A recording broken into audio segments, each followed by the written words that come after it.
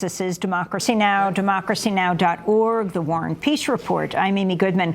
We're broadcasting from Colchester, Vermont, just outside Burlington, where hundreds of international progressive leaders have traveled for a gathering hosted by the Sanders Institute. Last night, former presidential candidate, independent Vermont Senator Bernie Sanders kicked the event off with a keynote speech. He was introduced by Harvard University professor Cornel West. It is highly appropriate that the rich legacy of Martin Luther King Jr. and Fannie Lou Hamer and Ella Baker, of Rabbi Abraham Joshua Heschel and Dorothy Day, and the Edward Zaids and others, all of them trying to keep a focus on poor and working people in the midst of the American empire, in the midst of the American democratic experiment. Then here comes a brother from Brooklyn,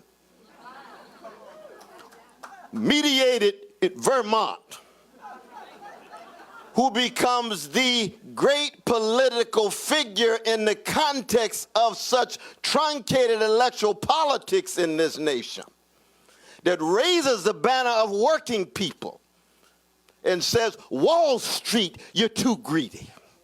What about working people and poor people? Neoliberal capitalism, you got greed running amok. I might start with 2% of even, 2% of folk knowing even who I am for the most part, because I'm popular in this John Dewey-dominated Vermont state. But they may not know you in Arizona and Nevada and California, but once they hear your voice,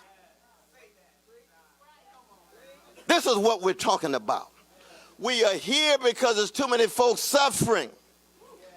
And when our dear brother Bernie Sanders stepped forward, and I heard his voice, and I looked in his eyes, I saw the window of his soul, I said, he's for real. He's not one of those simulacra and semblances who want to use the language but not want to bear the burden and engage in the service to working people. So I am blessed tonight to introduce to you one of those who, when the history is written, of those who raise their voices for poor and working people, Bernie Sanders will be one of those voices. My dear brother Bernie, come and share your voice, my brother. Come and share your voice. My news today is, good news and bad news.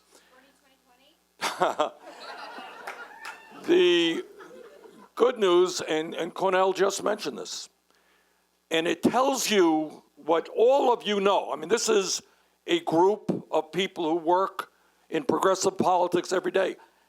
And all of you know that change always comes from the bottom, not from the top. And all of you know, and what this institute is exactly about, is to try to educate, go beyond the corporate media, to talk about the real issues facing real people. And just the other day, we had a real example of what could happen. It turns out that even, Cornel used the word truncated Congress. Man, I'll give you some better words next time. All right? Might be a corporately owned Congress, or might be other things. But even there, it turns out that when you explain what the American people really did not hear much about, that in this terribly poor country of Yemen, very poor country, turns out that in the last 3 years, because of the Saudi-led invasion and intervention in that civil war, 85,000 children have died of starvation. According to the United Nations, millions of people are on the brink of starvation. 10,000 new cases of cholera break out every single week because the Saudi military has bombed the water infrastructure in Yemen, so there is no clean water available. You're looking at the destruction of a very poor country. Nobody in America knew that. But it turns out that when you start talking about that issue, And Cornel is right. Everyone's worried about one journalist. What a terrible tragedy that was. But what about the 85,000 children who starved to death? Maybe that's a tragedy as well. So it turned out that when you're able to raise the issue, kind of break through things, that we were able just yesterday to win a significant vote. And I think in the Senate on Tuesday or Wednesday, we're going to win that resolution that says the United States has got to end its relationship with the Saudi despotic regime there and get out of Yemen.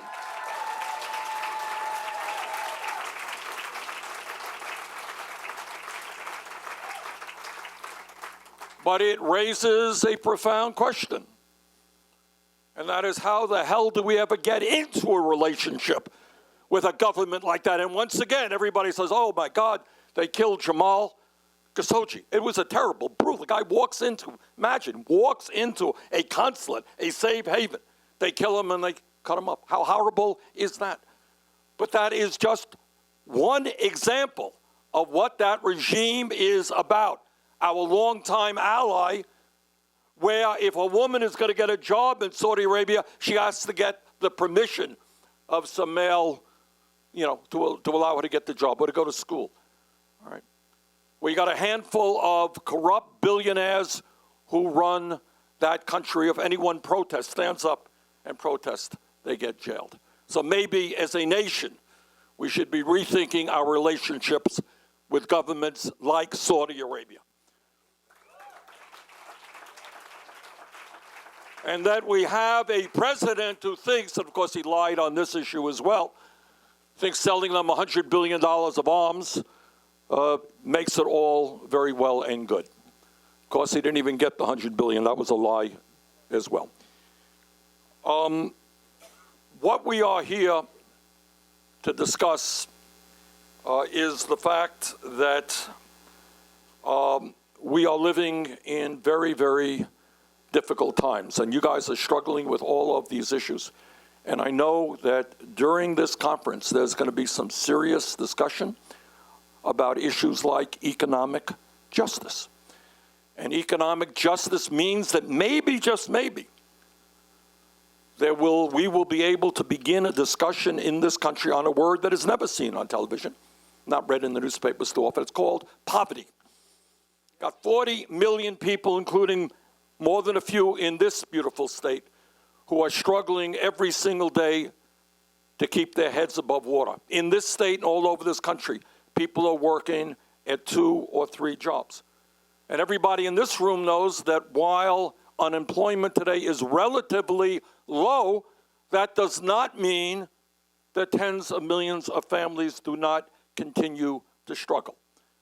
And that is why, because of the work that people in this room have done, and others, of course, who are not here, people like Fight for 15, the very good news is that issues that we talked about, Nina will remember this, and Cornel will remember this, and Jane will remember this, all of us who are on the campaign trail together, the ideas that we raised, where every day the editorial pages would say these are extreme, these are radical, the American people don't want it. It turns out that that is exactly what the American people wanted.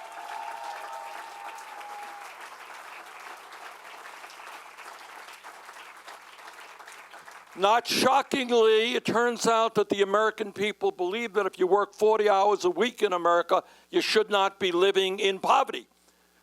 And I want you all to think, and this is where I am hopeful, is that just a few years ago, when we talked about $15 an hour as a minimum wage, we were thought to be extremists and fringe people. All right. But in 3 years, a lot has happened. We have cities and towns all over, and states all over this country passing $15 an hour minimum wage. We forced Amazon and Disney to go to $15 an hour. And I am absolutely confident that when the grassroots continues to mobilize and stand up and fight for economic justice, we are going to pass a $15 an hour minimum wage bill. And when we talk about economic justice. We, as progressives, have the guts to talk about issues that you're not going to see on the television or here in the Congress. And that is the moral issue. The moral issue. Cornel and others put morality into the political debate. Is it appropriate that 3 billionaires own more wealth than the bottom half of the American people? Is it appropriate that the top 0.1% owns more wealth than the bottom 90%, and that we have in this wealthy country the highest rate of childhood poverty of almost any major nation on earth? Now, the TV folks may not like it, and the establishment may not like it, and Wall Street may not like it. But this is a profound issue. This issue of income and wealth inequality is a profound issue. It is a moral issue. It is an economic issue, and it is a political issue.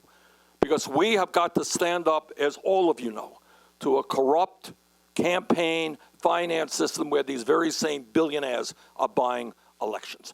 And I know that's an issue you will be talking about this weekend. You know, I saw Jane Kim. Where's Jane? Yeah, when I was out in San Francisco, we were talking about the crisis of affordable housing. And I thought, well, that's a San Francisco issue, or maybe a Seattle issue. Guess what? It is an issue all across this country, including this city that you're in right now.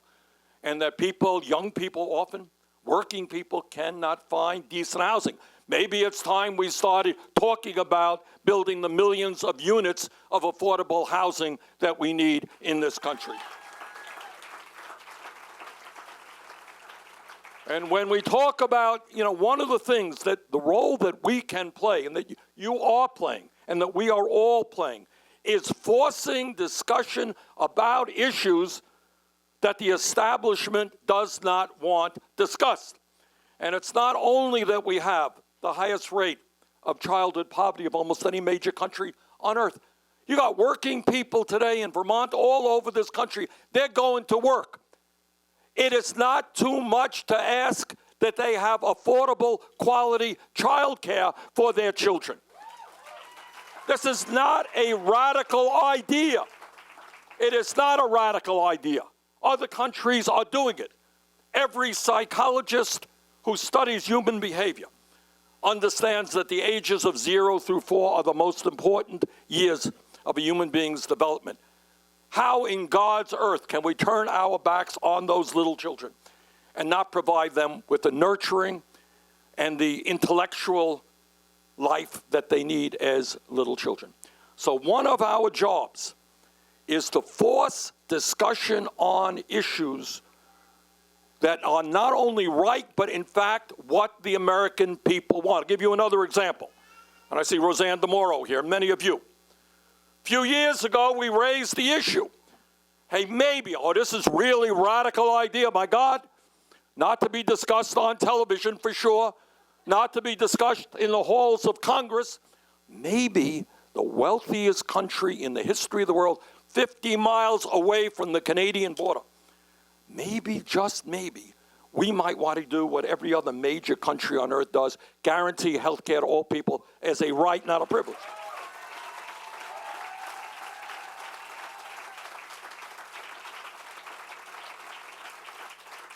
Oh, my God. Did we get attacked for that idea?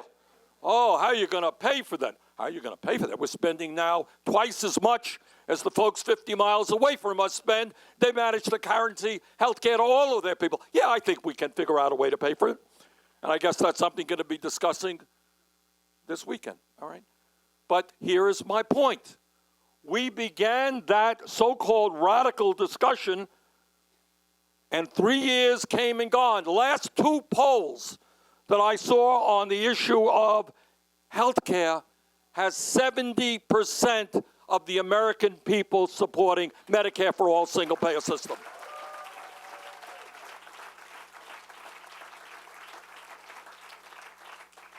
And there are more people in the freshman class in the United States Congress who support Medicare for all than ever before. We're here not just to talk about economic issues. We're here this weekend to be talking about racial and social justice. We're here to be talking about ending, in all of its many and varied forms, institutional racism. And that is not, when we think about that, everyone says, well, we got a criminal justice system, it's really broken. In many ways, it's racist, terrible, terrible, terrible. Yeah, that's true. And we have to address why we have more people in jail than any other country. Why tonight, as we are here, hundreds of thousands of Americans are behind bars. Do you know why they're behind bars? They're behind bars because they cannot afford bail to get out of jail. And we got to talk about this incredibly destructive so-called war on drugs and the horror that that has done to millions of people who are arrested for the crime of possessing marijuana. And again, this is an area, and I want you to appreciate this, we are making real progress. You are now in a state, one of a growing number of states, that has legalized possession of marijuana. All right?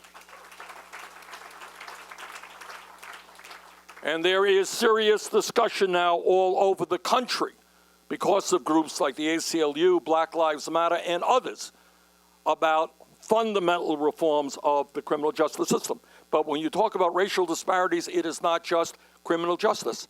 It is health disparities. It is housing disparities. It is wealth disparities. It is education disparities. And when we stand together and begin addressing these issues, not only are we doing the work of justice, in many ways we're creating jobs, we're bringing our people together. I know this is an issue that you will be discussing over the weekend. And we're here to talk about sexism, we're here to talk about homophobia, we're here to talk about religious bigotry, and I know we're also going to be talking about this war on undocumented immigrants. But even here, despite Trump's demagoguery on this issue, I want everybody here to know that poll after poll shows that the American people are in a very different place than Donald Trump. 80% of the American people think we should provide legal protection to the 1.8 million young people in the DACA program or eligible for DACA. A majority of the American people believe in comprehensive immigration reform and a path toward citizenship. The overwhelming majority of the American people do not support the Citizens United Supreme Court decision. And people want us to move toward public funding of elections, and we're seeing progress in that area. We're seeing some progress in taking on the outrageous level of voter suppression and gerrymandering, all right? But clearly, if we're going to create the country we know we have to create, we have to take on not only a corrupt campaign finance system, but a corrupt election system as well.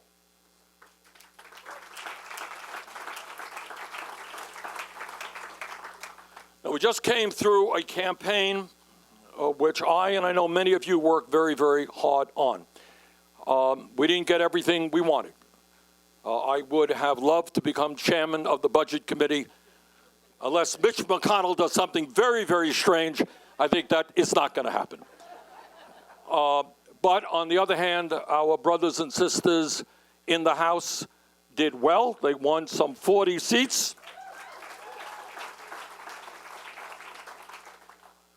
And let me tell you why it is extremely important that the Democrats now control the House. And it is not only for the very important reason of providing oversight to a president and administration which is essentially out of control in many areas. All right, so some questions are going to be asked, I believe, and I'm quite sure, about is Trump's relationship to Putin and Saudi Arabia just based on his governmental judgment regarding governmental policy, or is there something more there regarding financial interest as well? The president thinks that his administration did a brilliant job in Puerto Rico after the terrible hurricane there.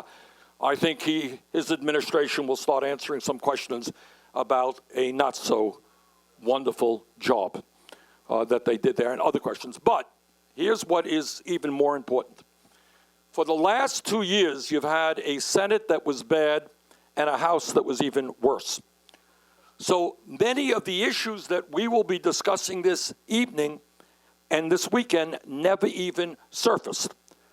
What is going to start happening now is legislation, and I hope that will be strong legislation, is going to start passing the House and come to the Senate.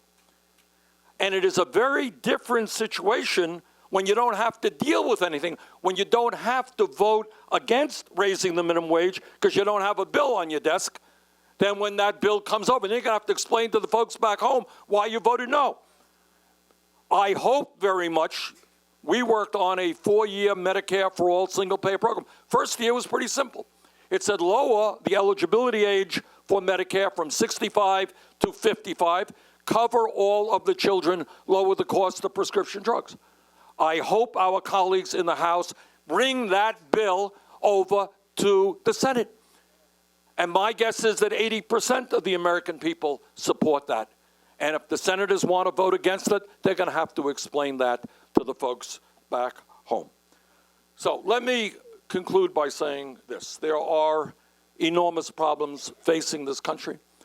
All of you are familiar with the 2 reports that have come out in the last month regarding climate change. The Intergovernmental Panel on Climate Change, probably the most comprehensive study ever done, talks about the fact that we have 12 years, which is no time at all, to transform our energy system away from fossil fuel, or we're going to see irreparable harm done to this planet. What we have seen, the tragedy that we have seen in California, 85 people dead, 14,000 housing units destroyed.